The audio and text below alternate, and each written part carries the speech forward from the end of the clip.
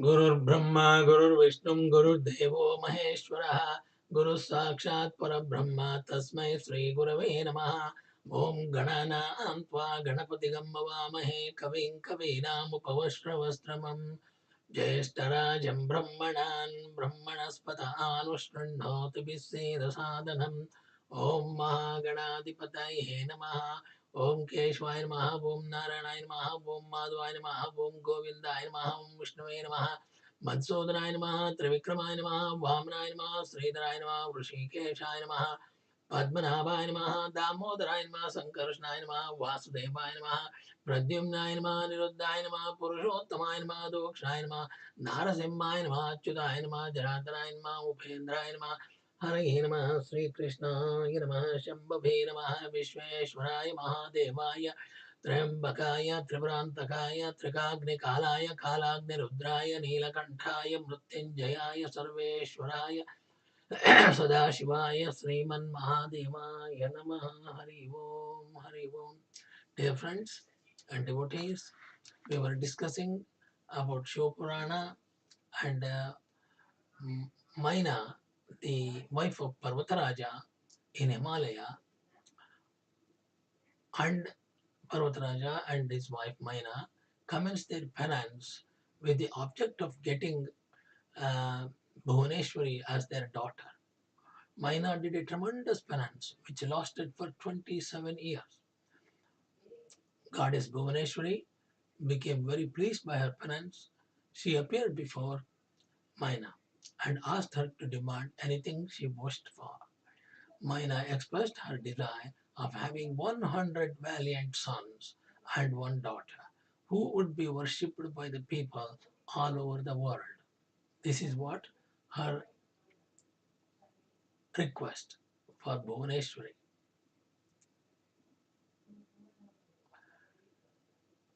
Goddess Bhuvaneshwari blessed her by saying Tathatsu, Tathastu. Maina narrated this incident to her husband Parvataraja. He became very pleased. In due course of time, 100 sons were born to Maina, and one of the sons was Mainaka, who possessed supreme qualities.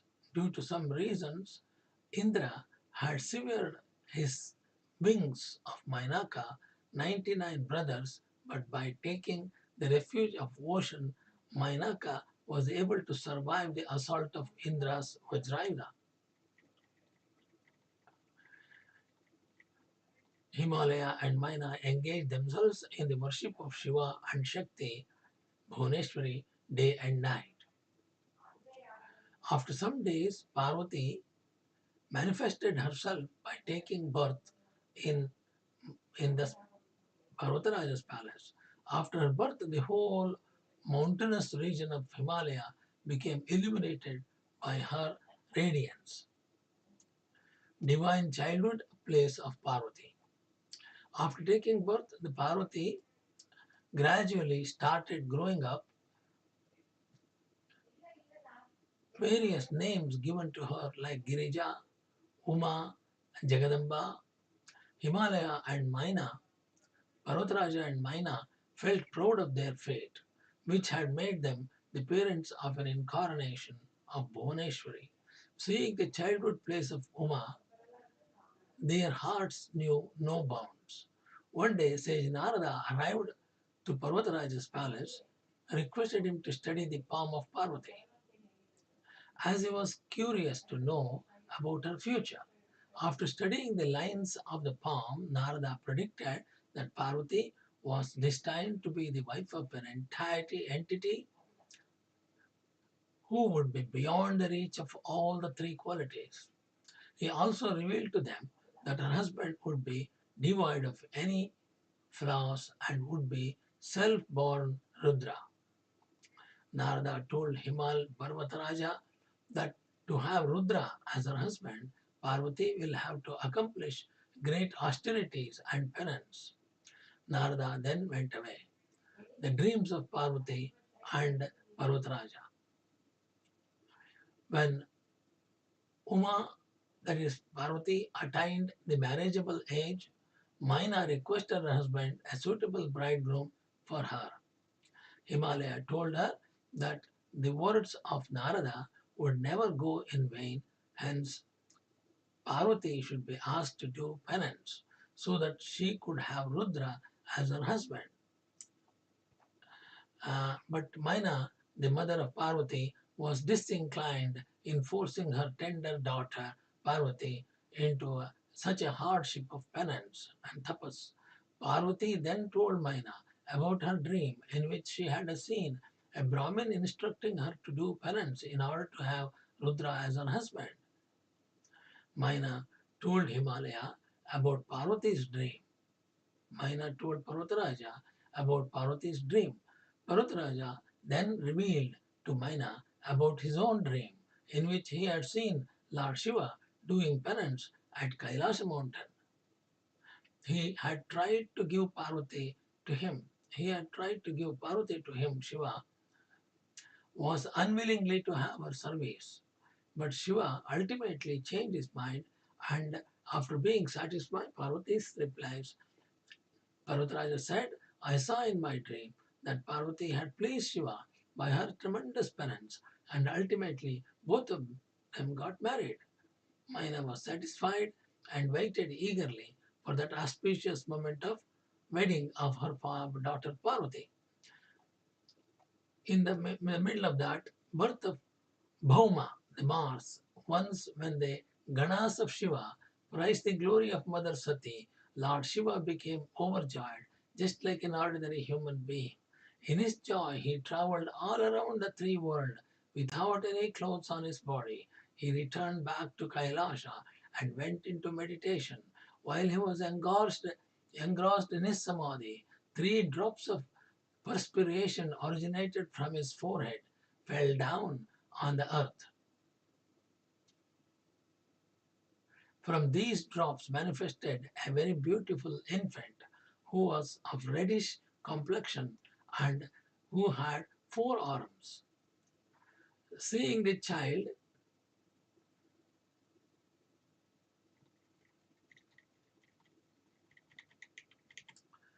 Amba Parameshwari Akhilandeshwari Adi Parashakti Palayama Adi Parashakti Palayama Amba Parameshwari Akhilandeshwari Adi Parashakti Palayama Amba Parameshwari Akhilandeshwari Adi Parashakti Palayama Adi Parashakti Palayama Adi Parashakti Palayama Amba Parameshwari Akhilandeshwari Adi Parashakti Palayama.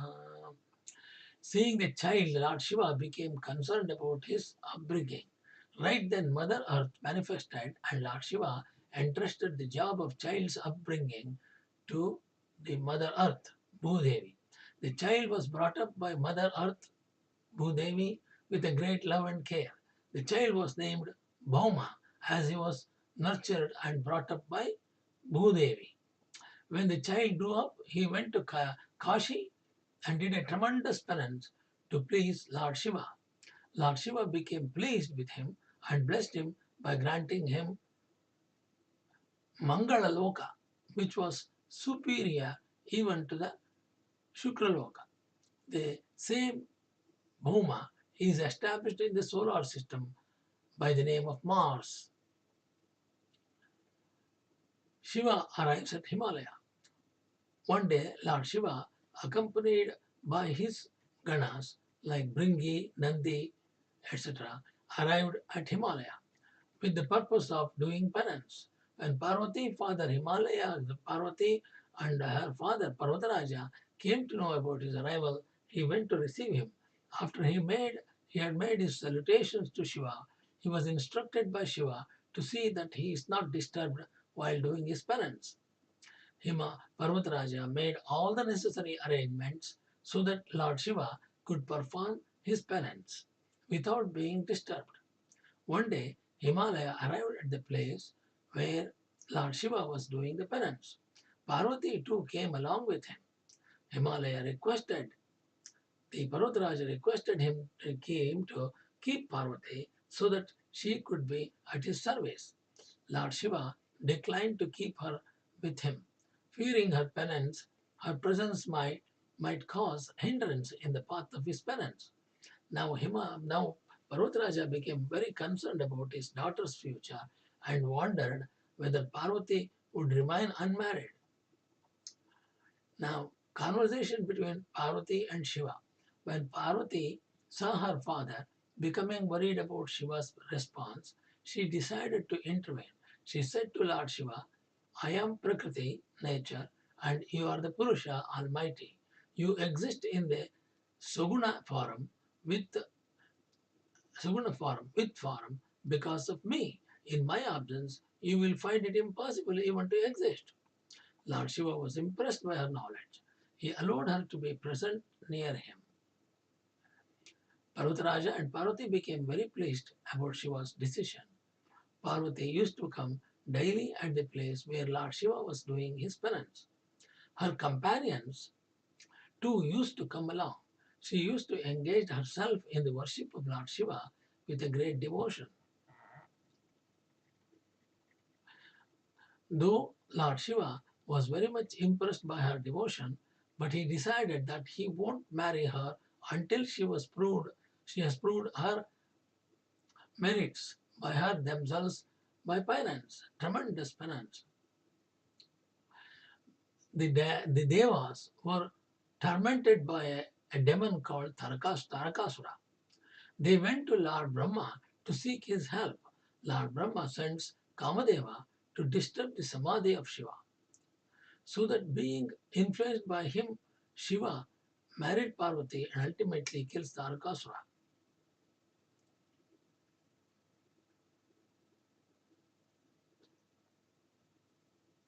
So that being influenced by Shiva, Shiva married Parvati and ultimately got a son who kills Tarakasura. This attempt of Brahma was unsuccessful. Shiva burned Kamadeva with the help of his third eye. Parvati then redoubled her effort to attract the attention of Shiva by engaging herself in a tremendous penance. The birth of Vajranga. Narada was curious to know about Tarakasura. He asked Brahmaji to narrate his tale. So Narada wanted to know the story of Tarakasura and his birth.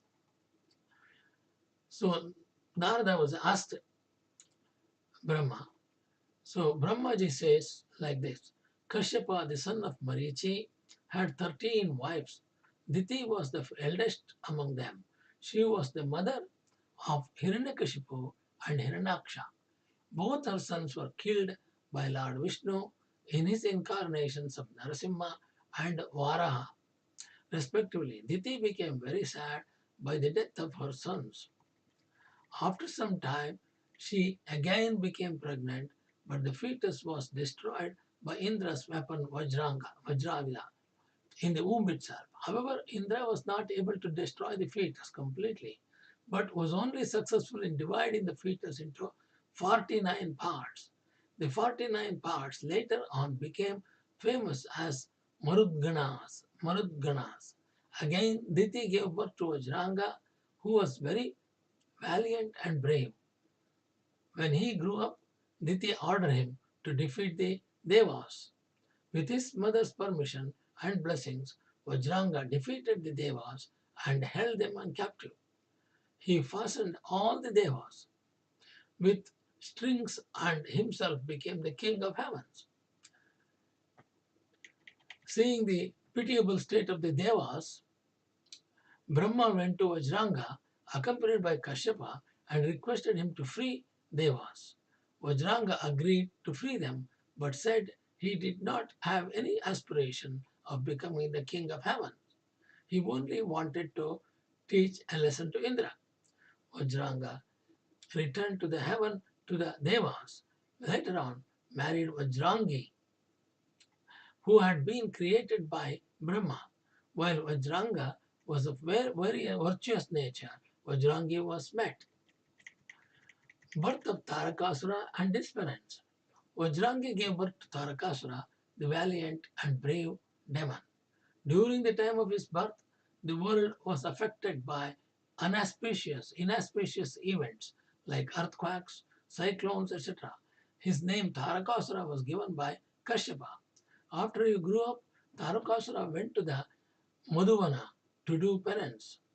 His tremendous penance scared the Devas. Becoming pleased by his penance, Lord Brahma appeared before him and asked him to demand anything what he wanted. Tarakasura demanded 2 bones.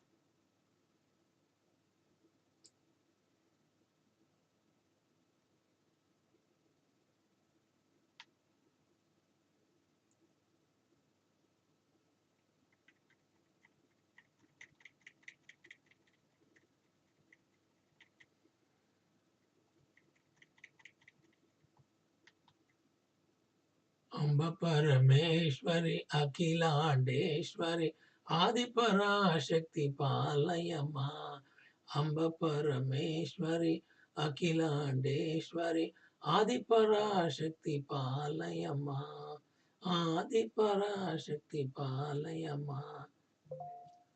Lord Shiva's, after burning the Kamadeva with his third eye, he was very angry because somebody disturbed his penance.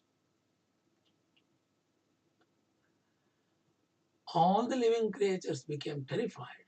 They went to Lord Brahma and prayed to him to save them from Shiva's angriness. Lord Brahma went to Lord Shiva and conveyed their request to him. Lord Shiva agreed to relinquish his anger. Lord Brahma then carried Shiva's fury to the sea and went to the sea. He requested the sea to possess it until the final annihilation.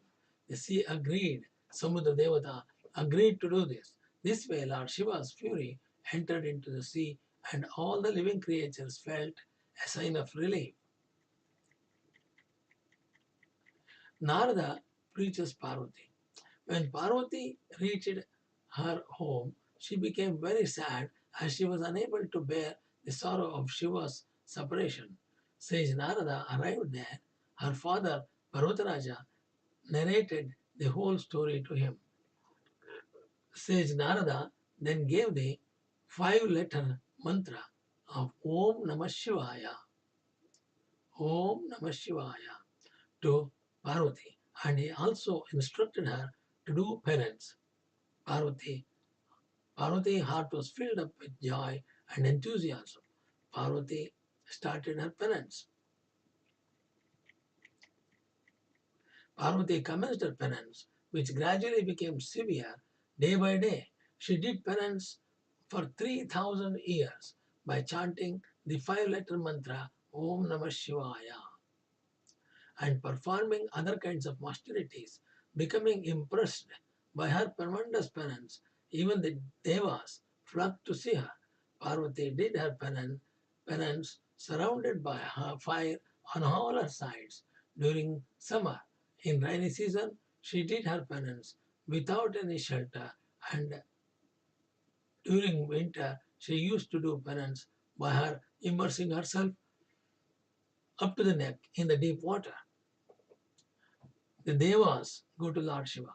Parvati's power created such a heat in the atmosphere that the whole world started to burn.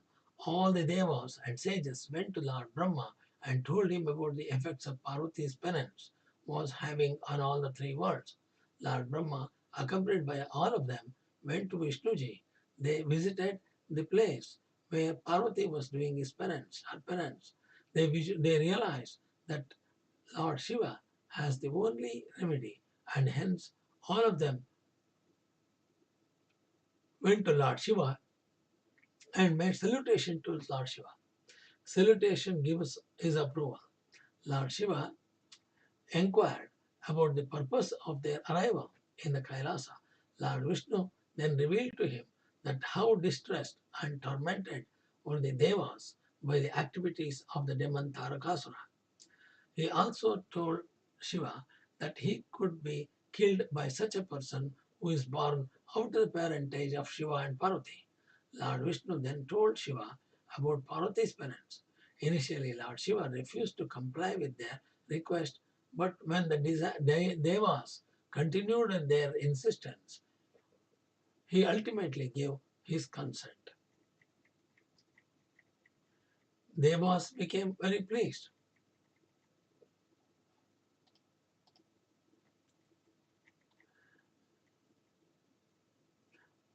After Devas went back, Lord Shiva summoned the Saptarishis, Vasishtha, etc., and instructed them to test Parvati's love for him. The Saptarishis went to Parvati and tested her to resolve to marry Lord Shiva. They tried to deter her by all means, but Parvati was firm in her resolution. They went back to Lord Shiva and narrated the whole story. Lord Shiva tests Parvati. Then Lord Shiva himself went to Parvati in the guise of a Brahmin. Parvati, on seeing the Brahmin, welcomed her with full honor. Shiva asked Parvati as to why she was doing penance. Parvati told him that she wanted to have Shiva as her husband. Lord Shiva, who was in the guise of Brahmin, started cursing Shiva to see how Parvati reacted to it. Parvati replied that in spite of her penance, Shiva did not appear, so she has decided to give up her life in burning fire. After saying like this, Parvati requested the Brahmin to go back, and she herself entered into the burning fire, but remained unharmed. Lord Shiva was very pleased to see her from resolve and her devotion. He again asked her as to what was the purpose behind doing such a tremendous penance. So Parvati replied like this. Parvati told Brahmin, who is the in reality is the Lord Shiva himself, that she wanted to have Shiva as her husband at any cost, she said.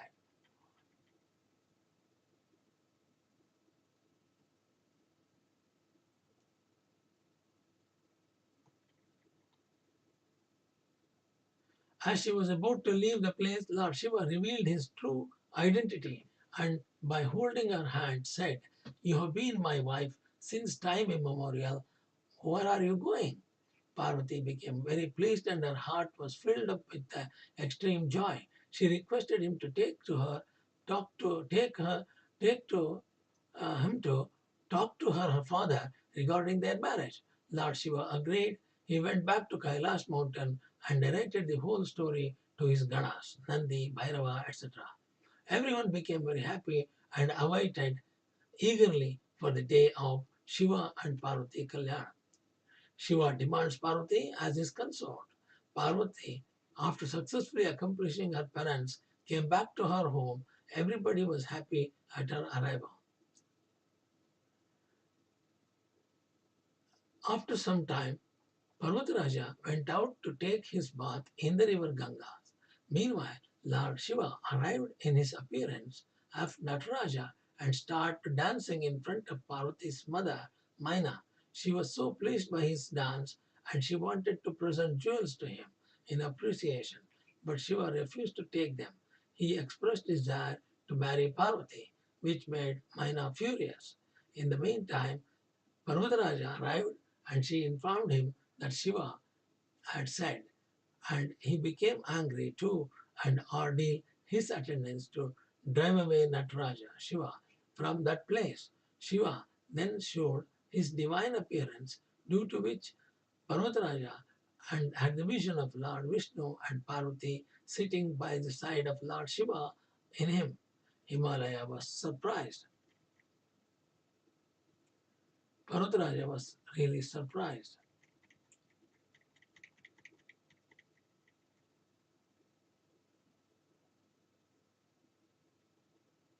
After Shiva went back to Himalaya, had a feeling that perhaps it was Lord Shiva himself who had arrived in the appearance of Nataraja. Parvataraja realized what a grave blunder he had committed because of their guilt consciousness.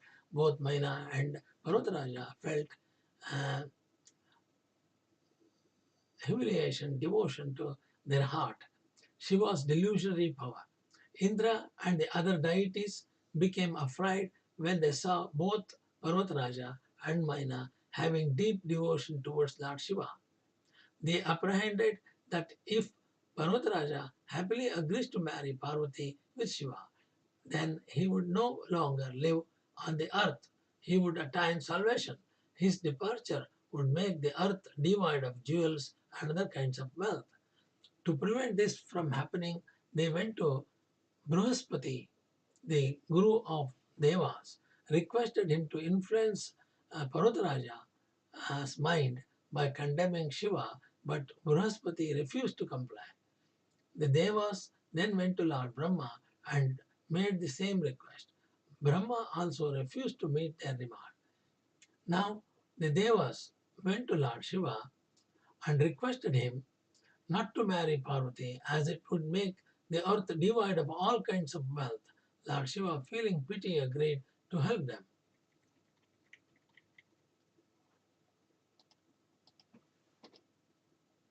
Lord Shiva went to Himalaya in the guise of the hermit and started cursing himself. Maina was deeply influenced by the hermit's word and decided not to marry Parvati with Shiva.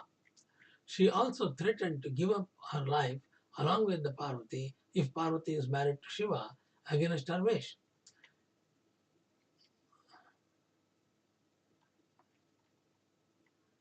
Shiva instructs Saptarishis to convince Maina and Parvataraja.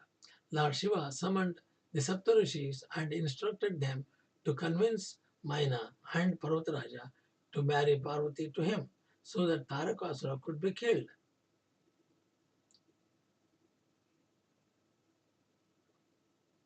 Saptarishis went to Himalaya, met Parvataraja and Maina so that Tarakasura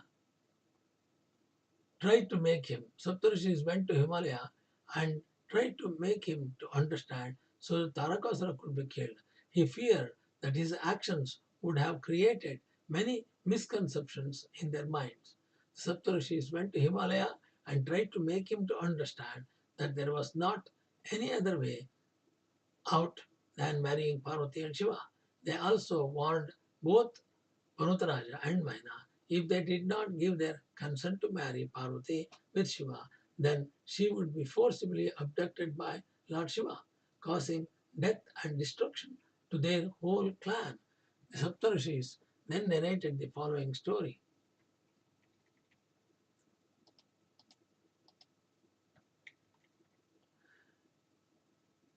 The king Anaranya. There was a king named Anaranya who belonged to the lineage of 14th Manu, Indrasarvani. He was a great devotee of Lord Shiva.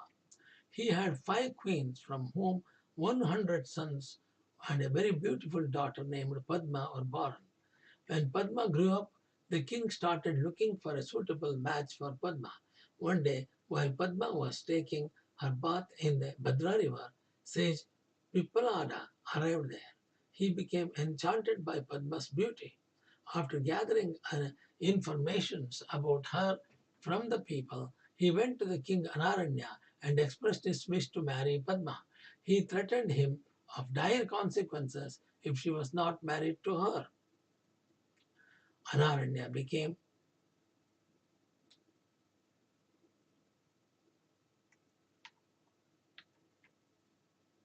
Anaranya became frightened and gave his daughter to him.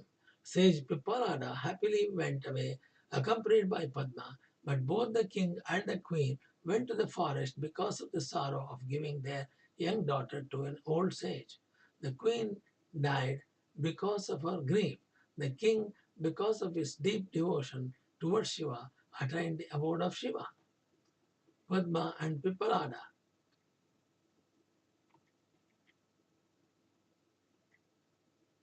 On the request of Himalayas, sage Vasishtha, who was one of the Saptarishis, narrated the story of Padma, the princess, and sage Pippalada.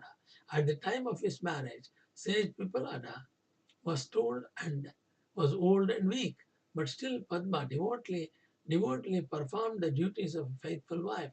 That to test her faithfulness towards her husband, Dharmaraja arrived at the bank of the river where Padma was taking her bath. He was in guise of a young and handsome prince. He coaxed Padma to leave behind He coaxed Padma to leave behind her old husband and come along with him. Padma became furious and cursed him. Dharmaraja became very pleased and revealed his true identity. He also asked as to how the effects of her curse would be nullified. Padma told her that his sons Padma told her that his sins would result in having 4 legs during the era of Satyayuga, but they reduced to 3 during the Treta Yuga, and which would again reduce to 2 legs during the era of Dwapara Yuga, and ultimately he would have only 1 leg during the era of Kali Yuga. Padma also told her that even his single leg would disappear during the ending of the phase of Kali. This would appropriately act as an attachment, as an atonement. This would appropriately act as an atonement for your sins, said Padma. Dharmaraja blessed her by saying that she would have 10 sons and also that her husband would possess youth and long life for eternity. After listening to this story, Parvataraja agreed to marry Parvati and Shiva. The Saptarishis then went back to Lord Shiva and gave the good news to him. Parvataraja sends Lagna Patraka.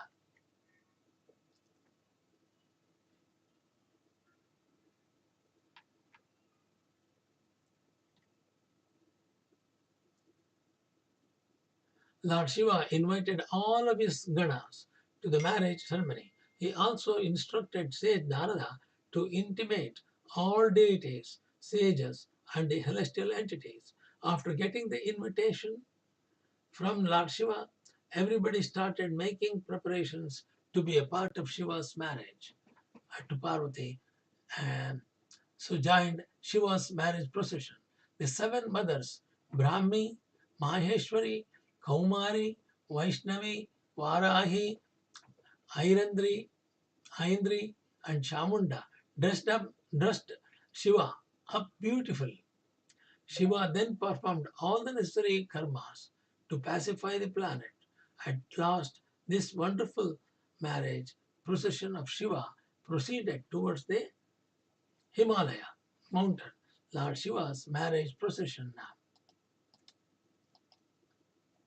Lord Shiva's marriage procession was like this. Shiva proceeded with his marriage procession, which consisted of crores of his ganas and deities like Vishnu who were boarded on their vehicles. Even Narada and Lord Brahma were pleased in his marriage procession.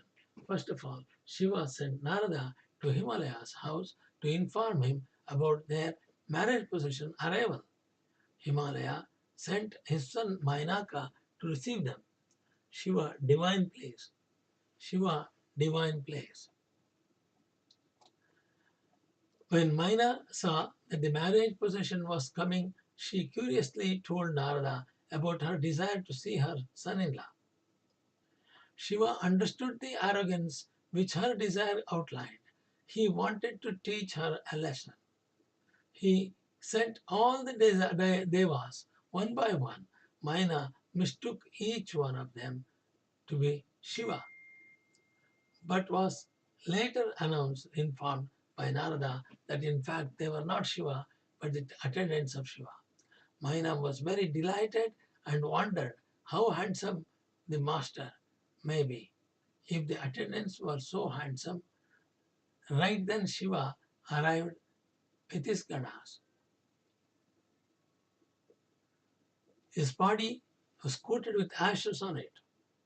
His ganas too were looking ferocious. Maina could not bear this horrible sight with Shivaganas covered with ashes, and she fell unconscious.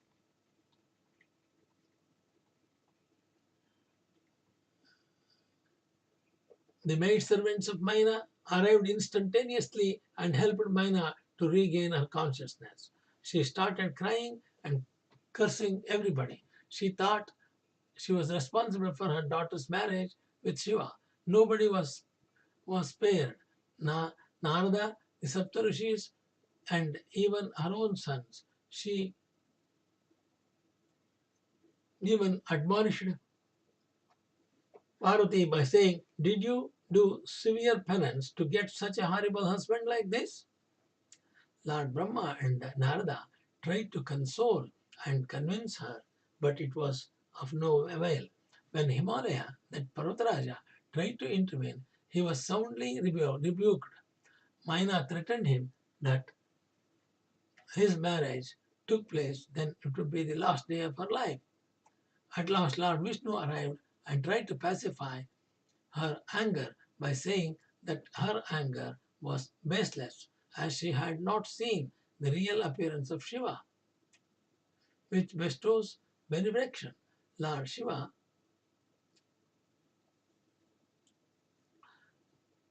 Lord Vishnu and Narada then discussed with Shiva, who on being pleased showed his most enchanting, beautiful image. Maina now became fully satisfied. Himalaya, the Parvataraja, too felt proud her daughter's good fortune. At last Shiva entered the mandapa canopy where marriage ceremony was going to be organized. He saw Parvati sitting there. Both of them were very delighted to see each other.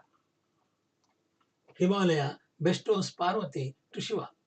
Parvataraja, after the marriage ceremony was over, says Garga helped Himalaya, the Parvataraja, in performing the rite of Kanyadana amidst the chantings of Vedic mantras. The women were singing auspicious songs. Parvataraja presented large quantities of dowry to Shiva. Parvati's companions were engaged with Shiva in jocular and humorous conversation. Shiva brings back Kamadeva alive. Shiva remained at his in-laws' house for many days. One day he sought the permission of Himalaya to go back. Everybody became sad at the prospect of Shiva's departure, especially Maina, who was very saddened by his departure.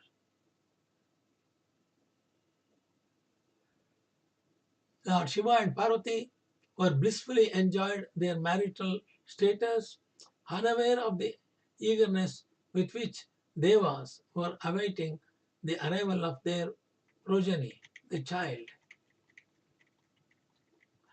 Tarakasura, the demon, continued tormenting the Devas. When their miseries became unbearable, they went to Lord Brahma to seek their help.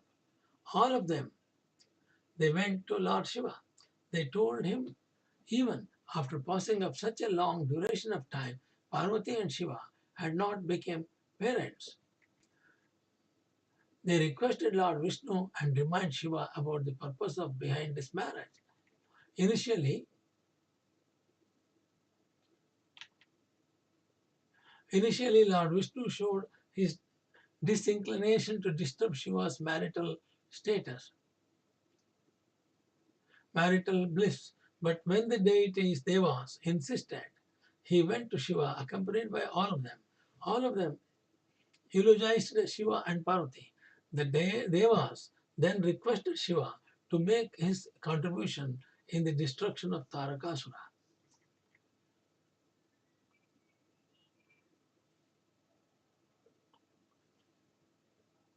One being insisted by the Devas, Agni transformed his appeared in the form of a pigeon and pecked up those drops of semen.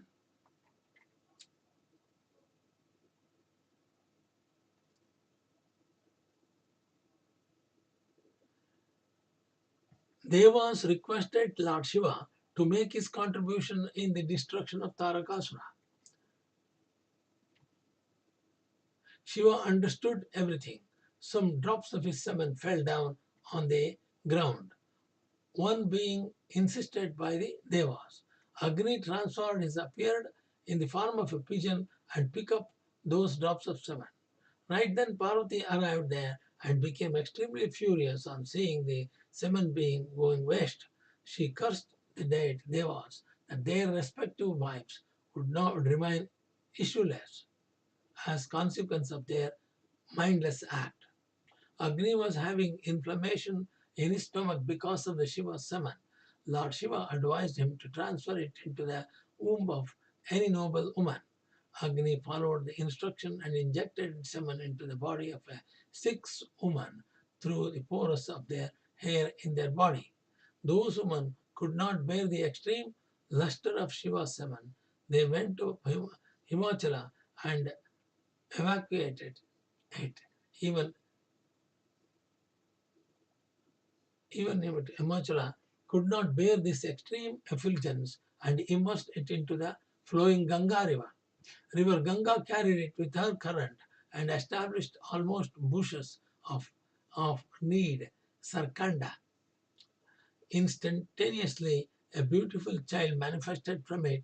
His birth made all the deities, all the devas, extremely joyful, including Shiva and Parvati. It was the sixth day, bright half of the lunar month of the Hindu calendar month, Margashirsha. He was Kartikeya.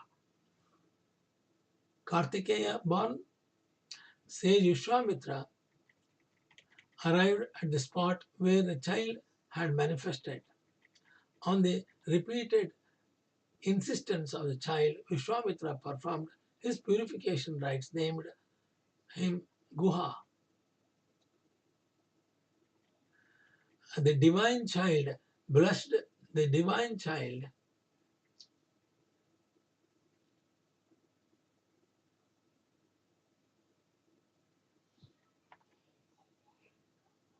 The divine child blessed Vishwamitra and bestowed divine knowledge to him. The divine child is blessed. Vishwamitra had bestowed divine knowledge to Kartikeya. He also blessed him to become famous as Brahmarshi. Agrideva arrived there and gave a divine weapon named Shakti to the child. Guha went to the Kronch mountain and banged his weapon on it. The mountain could not bear the effect of the blow and started crumbling down. Innumerable demons living on that mountain came to kill him, but he killed, but the child killed all of them by his weapon. When Indra heard about his bravery,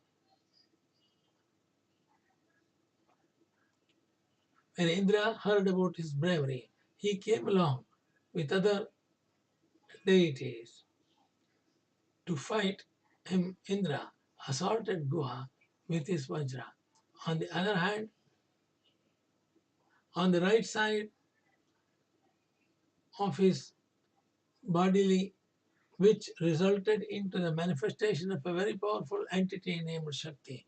Indra again assaulted him on the left side of his body, from which manifested an extremely powerful entity named Vaishaka.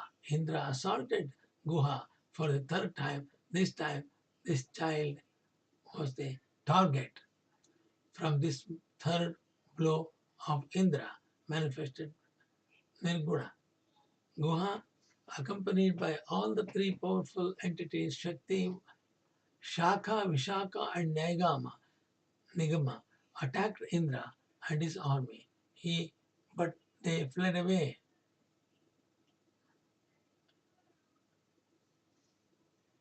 Guha accompanied all the three beautiful, powerful entities, Shaka, Vishaka, and Nigama, attacked Indra and his army, but they fled away. 6 goddesses arrived on the scene. All of them tried to feel that small child out of affection. They started quarreling among themselves. Right then, they were surprised to see the child appearing with 6 heads. Now, their problems were solved. Each of the goddesses fed into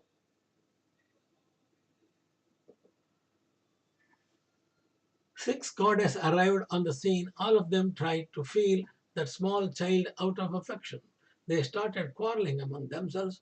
Right then, they were surprised to see the child appearing with six heads. Now their problems were solved. Each of the goddesses fed their breast milk to the child. They took Guha with them and brought him up with a great love and care. Guha later on became famous Kartikeya.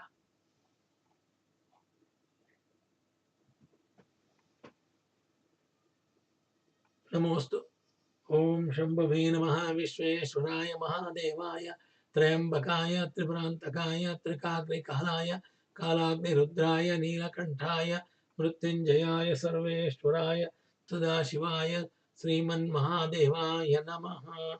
Om Namostu Anantaya Sahasramurtaye Sahasrapadakshara Vasasranamne Purushashraya Sahasrakoti Yugadarane Namaha Sahasrakati Yugadarane Namaha Akashat Paridam Medagar Sagaram सर्वदेव नमस्कारः श्रीकेशं परिगत्यो नमः सर्ववेदेशत्पुण्यं सर्वतीर्थेषु यत्फलं तत्फलं पुष्णाप्तिवासनात् वासुदेवस्य भासन्ते जगत्त्रयं सर्वभूतनिवासोऽसि वासुदेवनमस्ते कायेन वाचा मनसेन्द्रियैर्वा बुद्धात्मना वा प्रकृते स्वभावात् करोमि यद्यत् सकलं परस्मै नारायणाय समर्पयामि हरि ओम्